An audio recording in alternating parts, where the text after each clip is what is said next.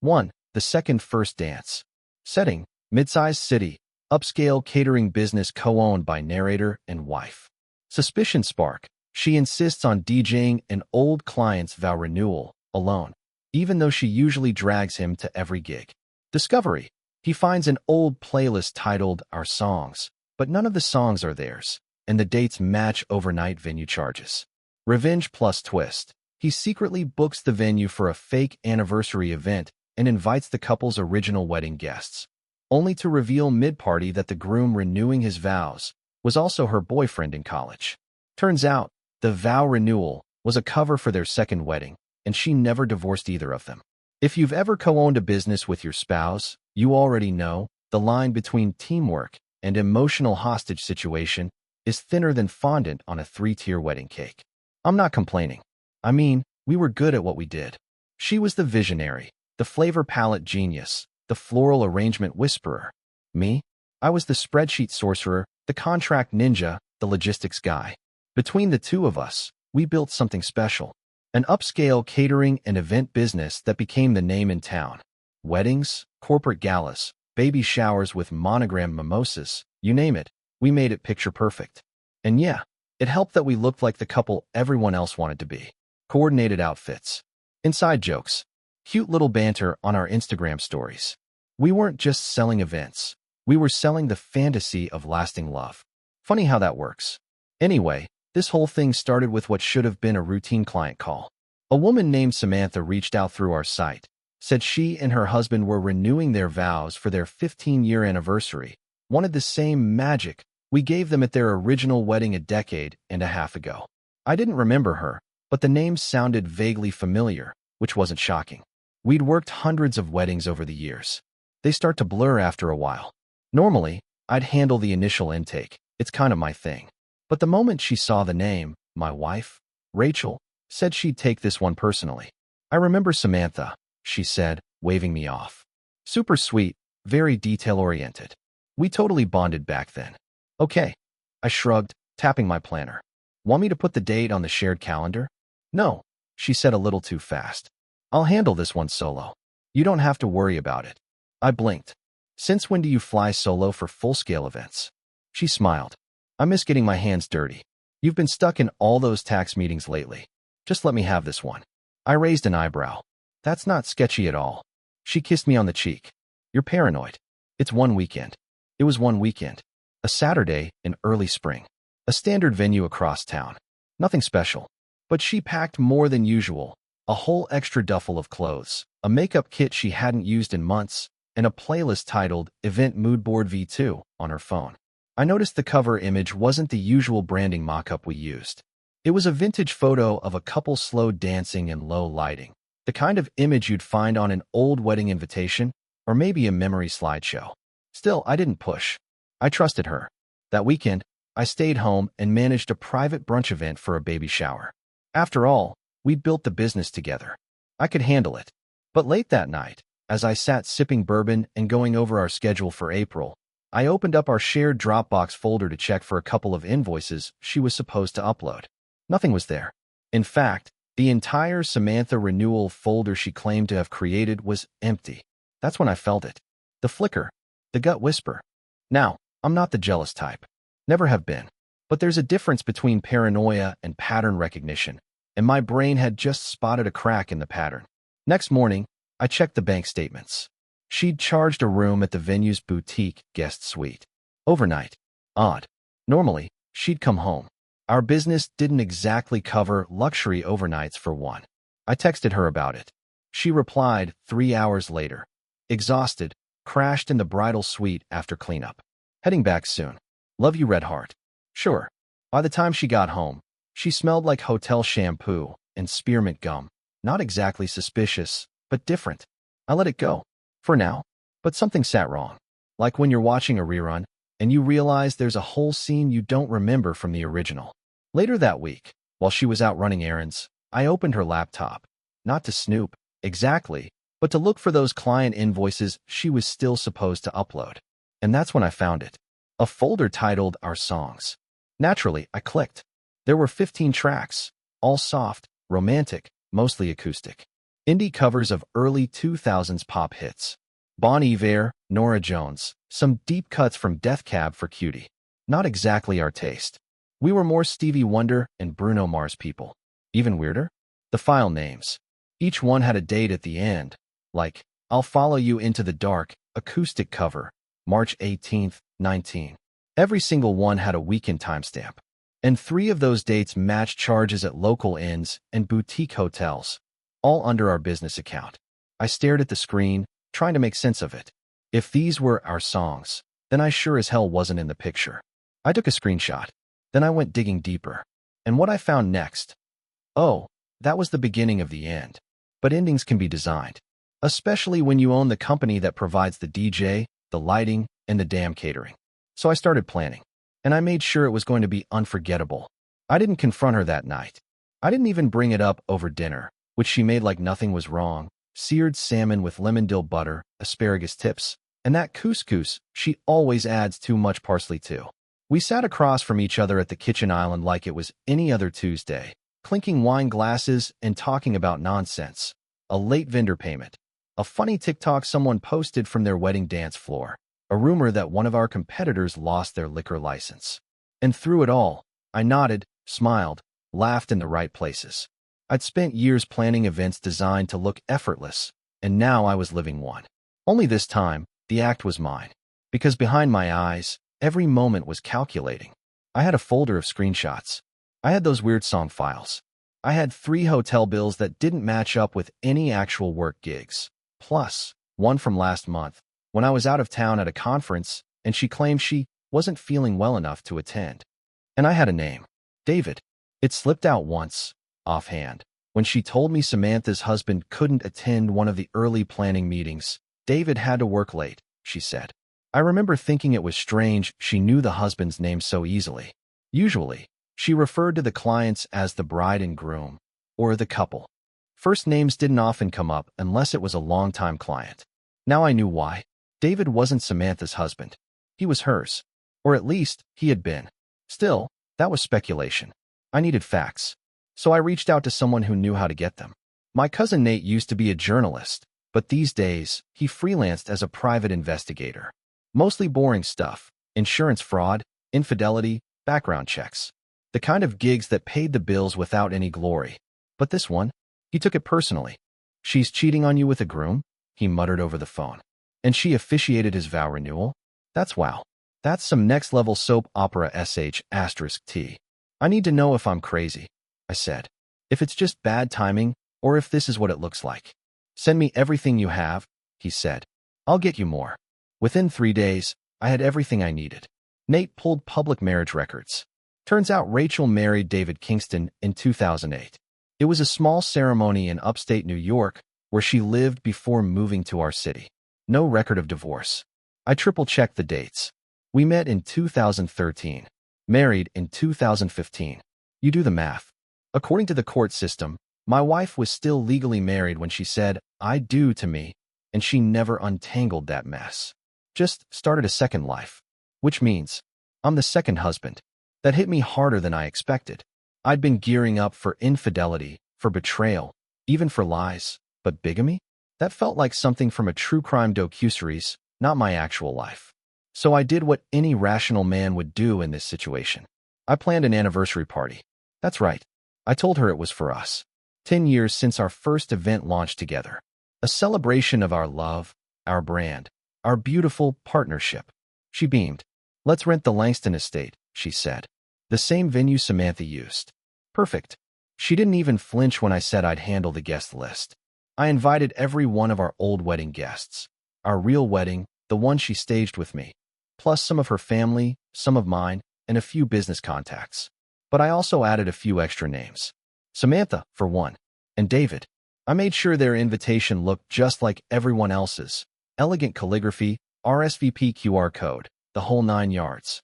And to sell it, I let Rachel plan the decor, floral walls, champagne tower, twinkly lights over the patio. I wanted her to feel in control. I wanted her to relax. Because I wasn't just planning an ambush. I was planning an exposure. I spent 2 weeks prepping my presentation. It was packaged like a wedding video montage, same editing style, same light acoustic background music. But instead of candid laughs and cake-cutting moments, it was screenshots of emails, hotel bills, and a side-by-side of the 2 marriage licenses. And at the very end, footage Nate recorded.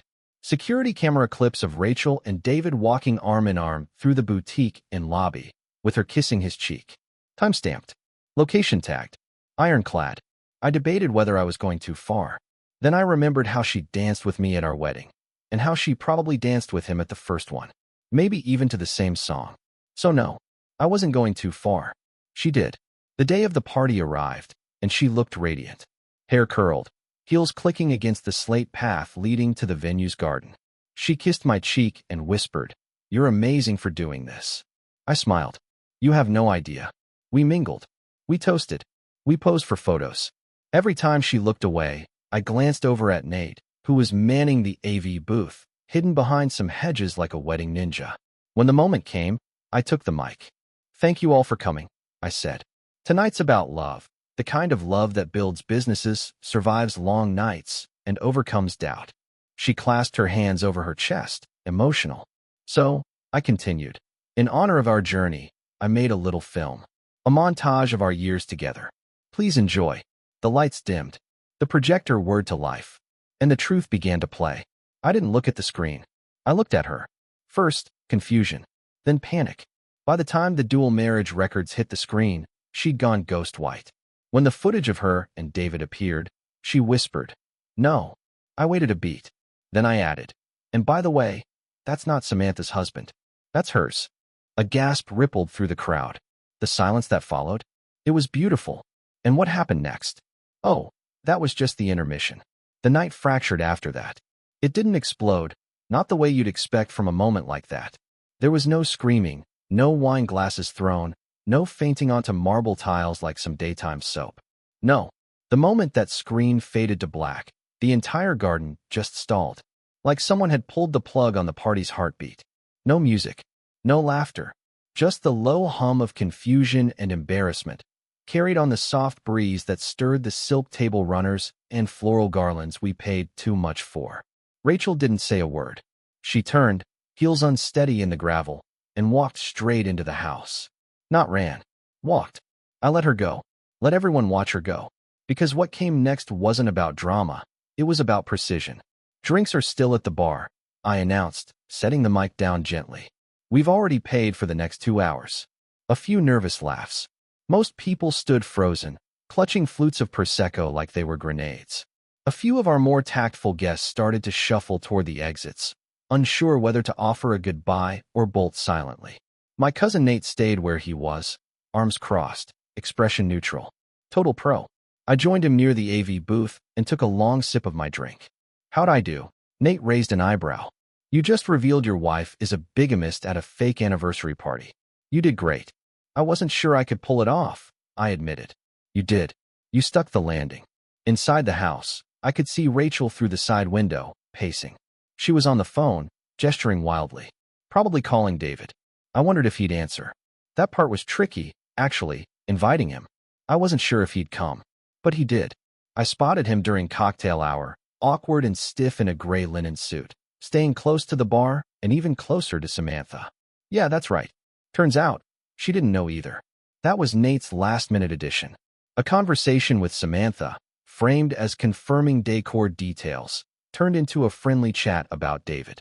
A few gentle nudges and one Google search later, she realized David had a whole past she knew nothing about. So she came too, and she brought her engagement ring, but left it in the glove box. This thing went deeper than I expected. 2 marriages, 2 women in the dark, and one idiot who thought he could keep his timelines clean. But I wasn't focused on him. Not yet. I followed Rachel inside 15 minutes later. She was sitting on the edge of the vanity bench in the powder room, shoulders stiff, eyes dry. She didn't flinch when I stepped in. She didn't speak until I closed the door. "I can explain." I laughed. Actually laughed. "Of course you can. It's not what it looks like." "Sure. It's worse." She finally looked at me. "It started before I met you. I married him for visa reasons. It wasn't real. We drifted apart. He moved. I moved. We never finalized it." "Didn't stop you from sleeping with him," I said flatly. "Or DJing your second wedding under the guise of someone else's vow renewal." She flushed. It wasn't a wedding. He had a tux. You had a white dress. A woman caught the bouquet. It was symbolic. Oh, right. A symbolic felony. She stood up. You humiliated me. You embarrassed yourself. I just added subtitles. She stormed past me, out into the hallway. I followed. Do you know what kind of trouble you're in? I called after her. Bigamy's still illegal in this state. You could be prosecuted. She spun around. You wouldn't. I tilted my head. Wouldn't I? She went silent again. The truth is, I wasn't going to press charges. That wasn't the point. Jail time wouldn't fix what she did. Public shame? That was my currency. But now that the guests were gone, most of them, the real cleanup had to begin. Over the next few days, word spread. I didn't have to do much. Our business was public enough, and the guest list included enough local vendors and influencers that the story basically wrote itself. No press releases. No interviews. Just the natural viral momentum of scandal. Rachel went dark online. Our business pages started receiving awkward inquiries. Is the co-owner still involved? Is she available for bookings? I let my assistant handle those with tact. Meanwhile, I quietly began the paperwork to dissolve the company. Yeah, the whole thing. Our business. Our brand. Our baby. Gone. Why? Because I didn't want the ghost of her fingerprints on anything I built next. I could have tried to buy her out, sure. Could have fought for the name, the logo, the clout. But I didn't want to carry the weight of her lies into my future. Instead, I started fresh. New name. New partners. Nate agreed to go in with me on a hybrid concept, events and investigations. Weddings, corporate retreats, expos, and discreet truth verification services. Turns out, there's a market for that. People wanted their dream day, but also wanted to know if their fiancé was hiding a second life. Who better to offer both services than the guy who'd survived them? Rachel tried to reach out once. An email. Subject line. Closure. I didn't open it. I didn't need closure. I needed distance. And that's exactly what I got. Weeks passed. One afternoon, I ran into Samantha. She was at a coffee shop downtown, sunglasses perched on her head, tapping her phone with aggressive intent. I almost kept walking. But she spotted me. Hey, she said. You. Hey, I said. We stood in that awkward half-circle of strangers who've seen each other's trauma spill out on projectors. Then she said, You ruined him. I blinked. Excuse me. David, she said. He's lost his job. His family won't speak to him. Everyone thinks he's some kind of predator. I held her gaze. He married 2 women and tried to marry a third. Yeah, but he's still a person. So am I. Silence. Then she sighed. You were right to do what you did. Just maybe think about what's left after you burn everything down. I nodded once. Thanks for the note. She left. I didn't watch her go, because I wasn't rebuilding from ashes. I was planting something new. And the seeds? They were truth, honesty, and a lot fewer playlists. The weirdest part about starting over isn't the silence. It's the noise you didn't know you missed, the ambient chaos of a life shared, even if that life turned out to be a lie. The clink of 2 mugs instead of 1. The echo of footsteps pacing upstairs while you worked. The dumb hum she used to make while folding laundry, always off-key, always the same tune. You don't notice those things until they're gone. And when they're gone, they stay gone. Unless, of course, they come crawling back. It started subtly. A missed call from an unknown number. Then another. No voicemail. Then a string of emails with no subject lines, all from the same burner address. Blank bodies. Nothing in the signature. I didn't reply. Then came the Instagram burner account, a new one every time I blocked the last. The messages were always short, always the same. Can we talk? Please. I'm sorry. Eventually, I stopped opening them. I was done. Or at least, I told myself I was. I was working from Nate's guest house now.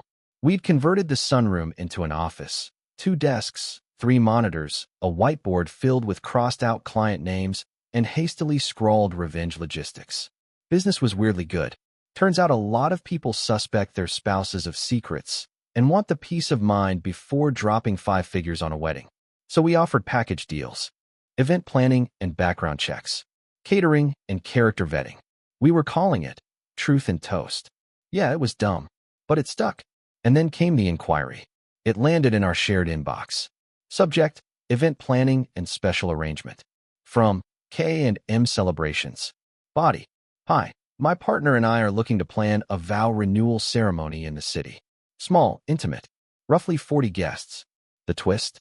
We're also using the event as a surprise reveal for our family. We recently got engaged, and they don't know yet. Can you help us pull off something tasteful, but unforgettable? I stared at it for a full minute before forwarding it to Nate. His response came 3 seconds later. You're seeing this, right? Oh, I saw it. I clicked the address. No real names attached. Burner Gmail. But the formatting? The phrasing? The cadence? It reeked of Rachel. A part of me wanted to delete it and move on. Another part wanted to see where she was going with this. So I replied, we'd be delighted to help. Can you share a bit more about the couple? Ages, prior weddings, venue ideas? She answered within the hour. And the details she gave? Well, they were a mess of half-truths and omissions. The couple's first wedding was never legally recognized. The vow renewal was just a cover to surprise the family. The venue they were considering? One of the few left in the city that didn't know her name was radioactive. She even had the nerve to attach sample playlists. That's when I knew. This wasn't just a test. It was a game. She was baiting me. So I played along. I drafted a proposal, complete with menu options, AV setup, floral schemes. Nate and I agreed on a fixed price that included discretion, our standard clause for clients with high-profile complications. Then I threw in a bonus. A custom slideshow package. A tribute to love, I called it. She approved it instantly. The date was set. Saturday. 3 weeks out. I didn't tell Nate who the client really was until the night before. He was less mad than I expected. She wants a round 2, he said, cracking a beer. You gonna give it to her? I'm going to give her a mirror, I said. A nice, full-length one.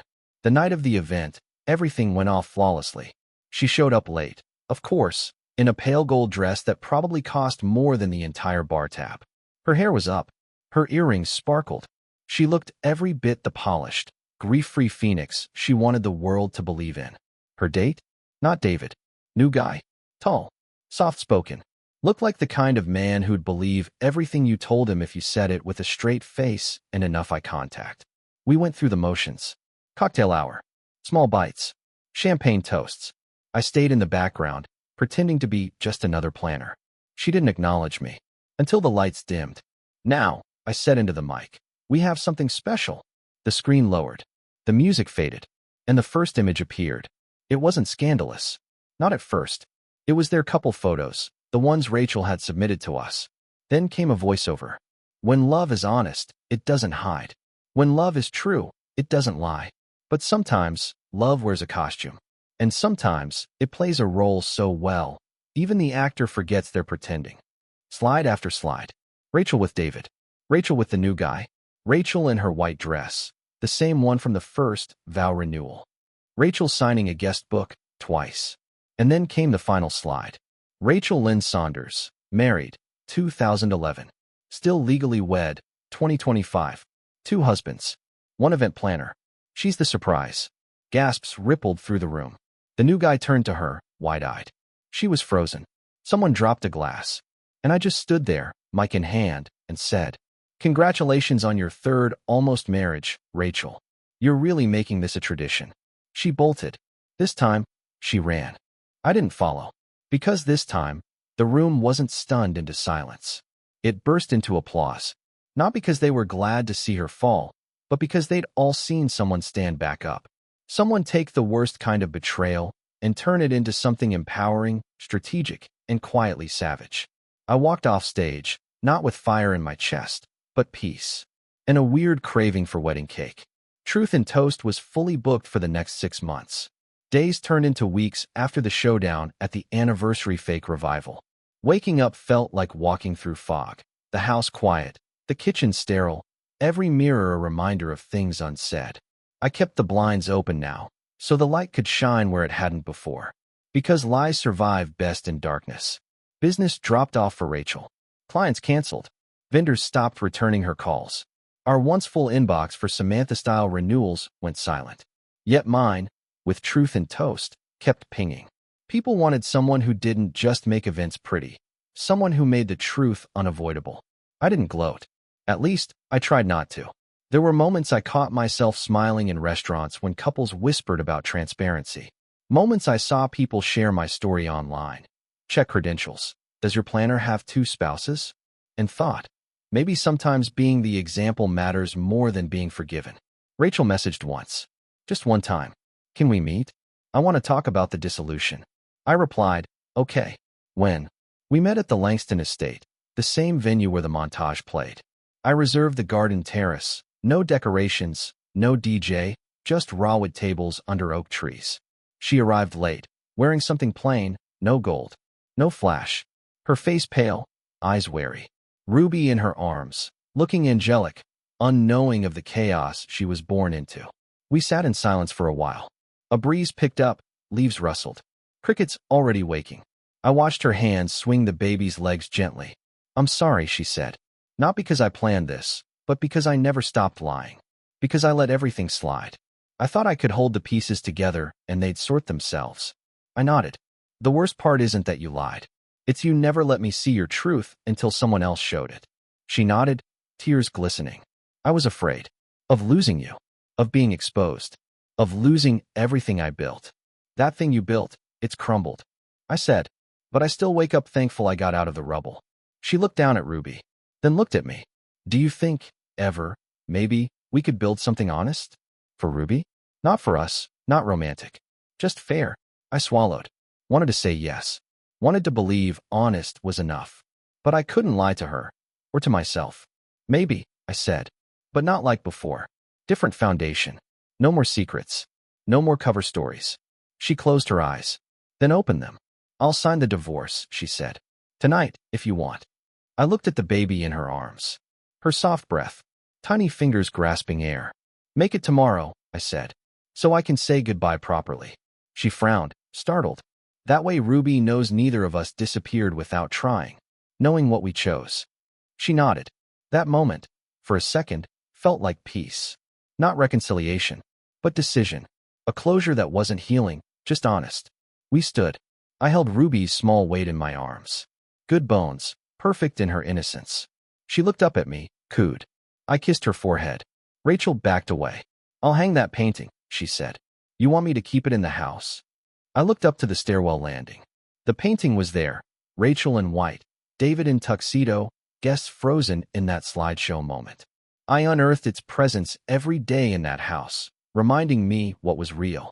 Yes, I said. Leave it there. For Ruby, she whispered. For Ruby, I agreed. Then I walked away. Out the terrace doors. Down the oak-lined path. Under a sky heavy with stars. The crickets loud now. The night air cool. Everything stripped away but what remained. I didn't look back. Subscribe to the channel